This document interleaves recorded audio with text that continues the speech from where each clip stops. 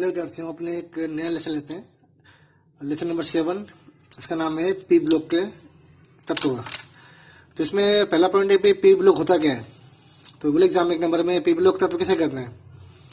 तो क्या बोलोगे, जिन तत्वों के अंतिम इलेक्ट्रॉन पी कक्षक में प्रवेश करें, ठीक है, उन्हें अपने पी ब्लॉक के तत्व कहते हैं। तो सिंपल सा पॉइंट है भाई, जैसे बोलो एस ब्लॉक, तो उसका वो तत्व का अंतिम इलेक्ट्रॉन एस कक्षक में आना चाहिए।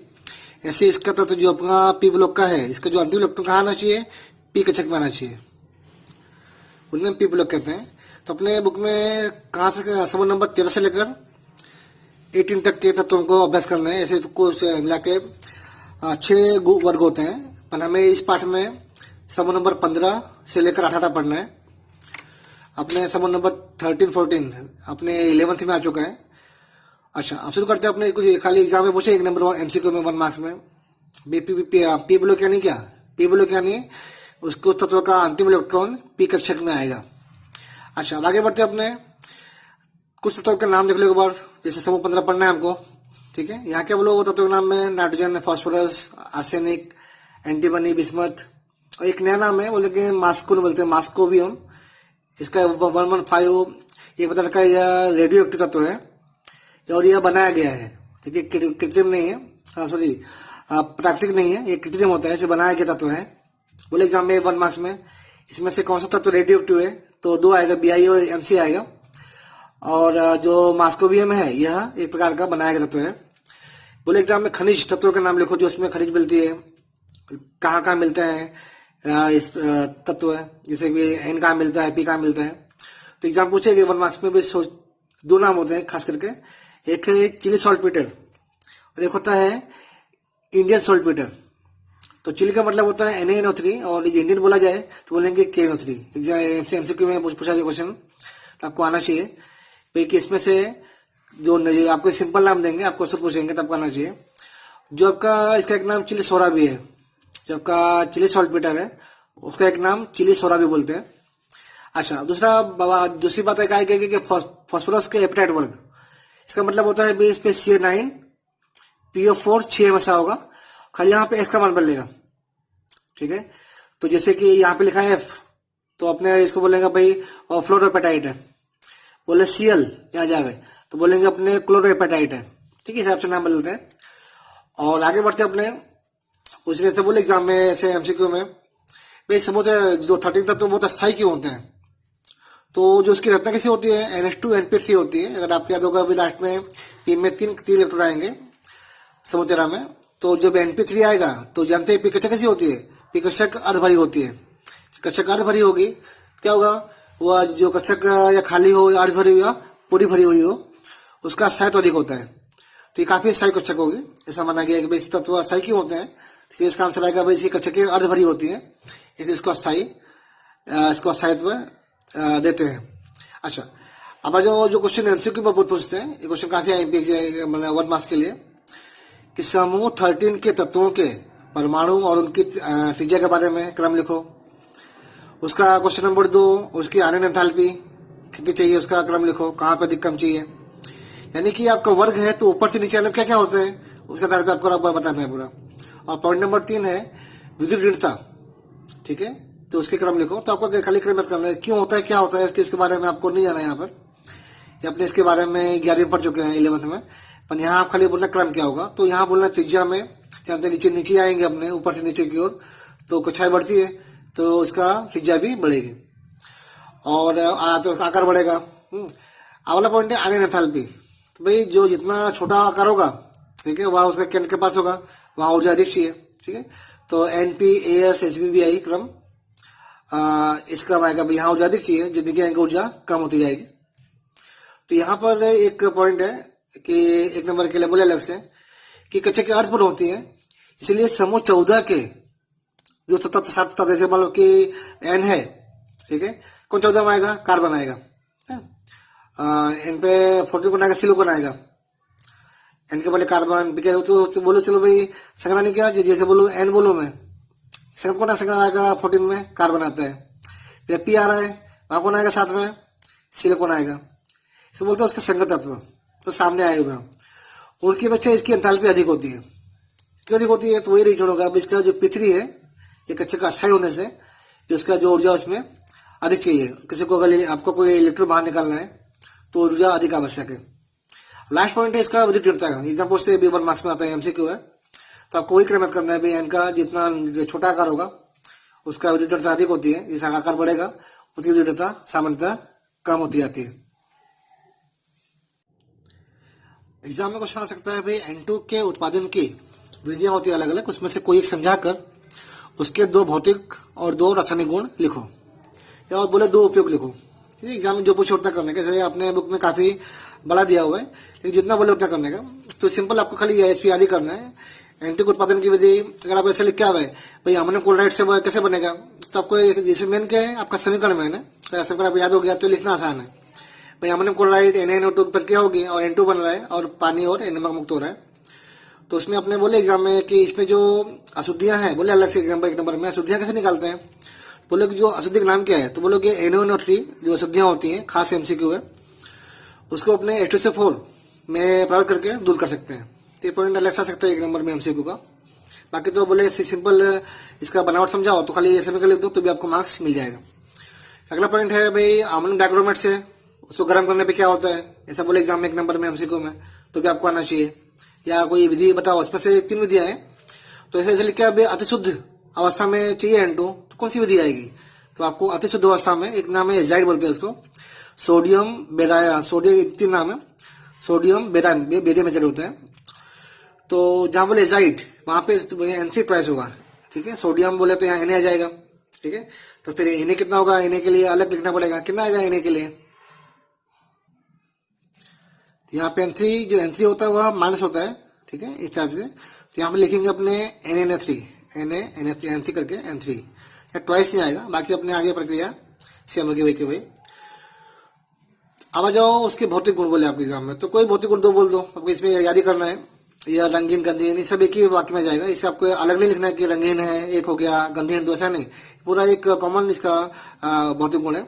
बाकी बोले समस्थानिक 2 समस्थानिक होता है, और जली विलेयता कम होती है। आपको बोले एग्जाम में 1 मार्क्स में ये लगभग नहीं पूछते, आंकड़े नहीं आते, स्टैटिस्टिक पूछते बाई चांस, तो आपको बोलोगे 23.2 सेमी क्यूब यानी प्रति लीटर में इतना विलय होता है। सेमी क्यूब मतलब ml होगा, इतना ml प्रति लीटर में इतना विलय हो जाएगा। अच्छा, बोले रासायनिक गुण, तो जहां पे रासायनिक गुण वहां खाली प्रक्रिया आती है, तो जैसे अभी आपने को 2 प्रक्रिया बोली हुई है, ठीक है, तो इसमें से एक प्रक्रिया ले लो, ठीक है, यहाँ से प्रक्रिया ले लो एक, तो सिंपल प्रक्रिया है LiN2 का MgN2 का, तो आपको प्रक्रियाएं आपको लिख के करना है और सिंपल प्रक्रिया आपको याद करनी है। जैसे भाई Li जानते हैं, Li कितना होता है, Li होता है प्लस, N होता है -3, ठीक है। तो कैसे बनेगा मिलाने का, तो बोलेगा Li 3 आ जाएगा और N में जाएगा। ऐसे Mg कितना है, Mg +2 होता है, जानते हैं अपने Mg +2 होता है, और यहाँ पे N -3 होगा, कि जोड़ के मिलेगा 3 यहाँ पे और 2 यहाँ पे, ऐसा आपने कर सकते हैं याद करने के लिए। बाकी हमने बनावट में फेमस विधि है, हेबर विधि है। फिर आपका NaNO मिलता है, गर्म करें इस तापमान में N2O2 को NO मिलेगा, ठीक है, किस तापमान पे, और उस तापमान गर्म कीजिए तो NO मिलता है। अब जैसे आपको बोले N2 का उपयोग लिखो, तो कोई भी इसमें 4 उपयोग है, खाली बोले अलग से आएगा तो 2 नंबर में 4 लिखना पड़ेगा, पर अगर 2 नंबर में नहीं आ रहा है, इसका अगर 1 नंबर की वैल्यू हो तो कोई भी 2 उपयोग तो बना के, कैल्शियम साइनामाइड की बनावट में अगले वातावरण में प्राप्त करने का, कई अगले वातावरण मतलब जहाँ पे O2 गैस ना, O2 गैस को निकाल के, जहाँ पे जैसे N2 क्या होता है, N2 जल्दी प्रक्रिया नहीं करता, तो उसको बोलते हैं अग्नि वातावरण। अगर O2 गैस होगी तो जल्दी प्रक्रिया कर लेगा, आग लग जाएगी, तो O2 को हटाकर N2 लाना पड़ता है, उसे बोलेंगे अग्नि वातावरण। और द्रव N2, और किसी रूप में को ठंडा करना हो तो उसके लिए द्रव N2 आवश्यक है, ठीक है। तो ब्रोक्राफ्ट सर्जरी में कुछ ऐसे 4 उपयोग है, आपको खाली याद ही करना है, याद करके आपको लिखना पड़ेगा।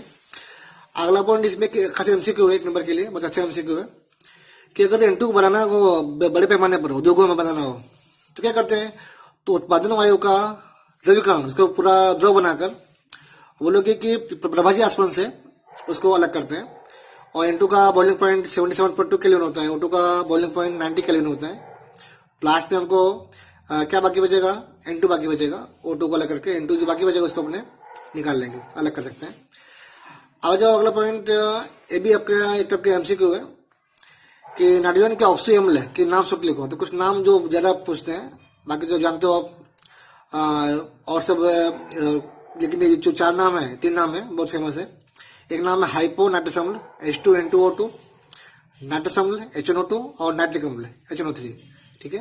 थोड़ा और आगे बढ़ेंगे अपने, ये भी एक एग्जाम में पूछे, 1 नंबर में आपको एमसीक्यू दे रहे हैं, तो बोलोगे भाई लैब में बनाना हो नाइट्रिक एसिड, कैसे बनाएंगे? तो सोडियम नाइट्रेट और H2SO4 की बनावट से आपको बन जाएगा नाइट्रिक अम्ल, और सोडियम बाय सल्फेट बनता है। तो बोले 1 मार्क्स में तो सोडियम नाइट्रेट और सल्फ्यूरिक एसिड के साथ प्रक्रिया कर लैब में बनता है। अच्छा, अगला पॉइंट जो question most time question exam के लिए बहुत पूछते हैं कि नाइट्रिक अम्ल की बनावट की ओसवाल्ड प्रक्रम, बहुत पूछा गया एग्जाम में, खास करना इसको, यह 2 मार्क्स में 3 मार्क्स में आएगा। बोले खाली प्रक्रिया लिखो तो 2 मार्क्स में आएगा, समझाओ तो 3 मार्क्स में आएगा। तो बाद में उसके भौतिक गुण और उसके रासायनिक गुण दो, कॉपर जिंक के साथ में प्रक्रिया समीकरण लिखो, ऐसा जो बोले बना के एक्स्ट्रा पॉइंट। तो जितने मैंने पॉइंट बनाए हुए सब खास करना, भौतिक गुण दो, कॉपर जिंक के साथ प्रक्रियाएं, और ऐसा बोल जाए कि कोई अधातु के साथ 2 समीकरण लिखो। ठीक है, आपको सबको याद करने पड़ेंगे इसके ऊपर से। बाकी जो मेन क्या है, मैं तो आपको औसत प्रक्रम जो मेन समीकरण है वो याद करना है। बाकी एक्स्ट्रा पॉइंट अलग से एमसीक्यू में या 2 मार्क्स में, तो आपको ये अलग से करना पड़ेगा। तो इसमें 3 समीकरण आएंगे ओसवाल्ड में। पहले आपका अमोनिया है, अमोनिया से प्रक्रिया होगी O2 गैस की, इससे उद्दीपक उसकी प्रक्रिया बचती है, तापमान कितना है 9 बार दाब होता है, NO बन जाएगा, NO से आपको NO2 बनेगा, और लास्ट में NO2 से प्रक्रिया होगी पानी की और आपको मिलेगा नाइट्रिक अम्ल। प्रक्रिया आपको लिख के करनी है, प्रक्रिया सही है तो आपको कोई ऊपर चेक नहीं करेगा क्या लिखा हुआ है, प्रक्रिया एकदम सही होनी चाहिए। जहाँ पे तापमान दबाव वो आपको लिखना पड़ेगा, तापमान दबाव, उससे मार्क्स अच्छे मिलते हैं। तो यहाँ पर एक एमसीक्यू आता है कि ओसवाल्ड से जो मिलता है नाइट्रिक अम्ल वह कितने टका होता है? बोलोगे 68%। ठीक है, उसे और साफ करना हो और उसको शुद्ध करना हो तो अपने सांद्र H2SO4 से पानी निकाल के और इसको अपने 98% तक प्राप्त कर सकते हैं।